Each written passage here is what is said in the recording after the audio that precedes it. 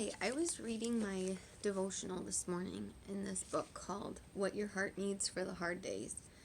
And I thought that I would share the one that I read today because it really is applicable to each of us in many different ways. But also, I just feel like with what I'm going through, this is something that I can relate to, and I know that a lot of you are going through stuff too, so I know that you can relate to it. So I'm going to read, it's just like a tiny little chapter. I'm going to read it. It's called God Says You're a Delight, Not a Disappointment. And the verse that this is based upon is Psalm 18 through 19. The Lord was my support. He brought me out into a spacious place. He rescued me because he delighted in me. Okay, and then this is what the author of the devotional book says about those verses.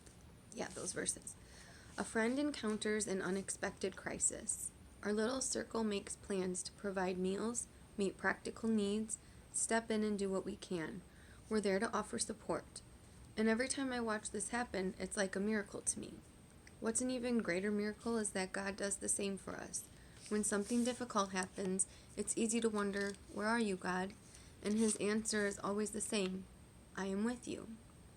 Sometimes he makes his presence known through the hands and feet of people in our lives. Sometimes he quietly whispers to our hearts. Sometimes he works through circumstances to let us know that we're not alone. Why does God do this?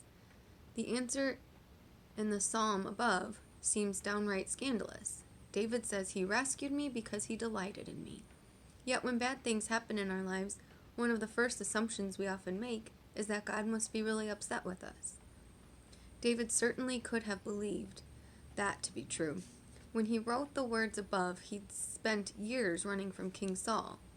It would have been easy for David to assume, I must have heard God wrong.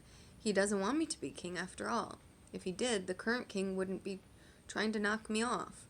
Instead, David steadfastly holds to the belief that God loves, supports, and even delights in him. He trusts that even in his challenging circumstance, God is acting on his behalf. What assumptions have your circumstances led you to make about how God feels about you?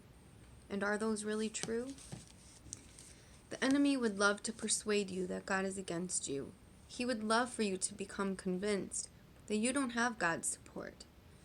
He would love to make you believe that you've fallen beyond God's ability to hold you up. Will you pause for a moment and reject those lies? We live in a fallen, broken world, and we all face difficulties. That doesn't mean we're being punished. Jesus lived an absolutely perfect life, and yet he was still a man of suffering and familiar with pain. That's taken from Isaiah 53:3. None of us gets to go through life without hard times. That doesn't say anything about you except this: you're human. God knows that as humans we're weak and frail. He knows we need help. He wants to offer that to you.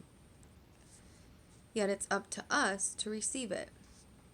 And if we think he's mad at us, then that's a lot harder to do.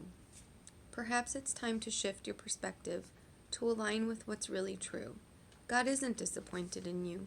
He's delighted with you, and he will give you the support that you need. I just thought I would share that with you guys. So be encouraged and just know that God delights in you, and he's there for you, and he's not disappointed in you, and you're not being punished. Okay? All right. Have a good day.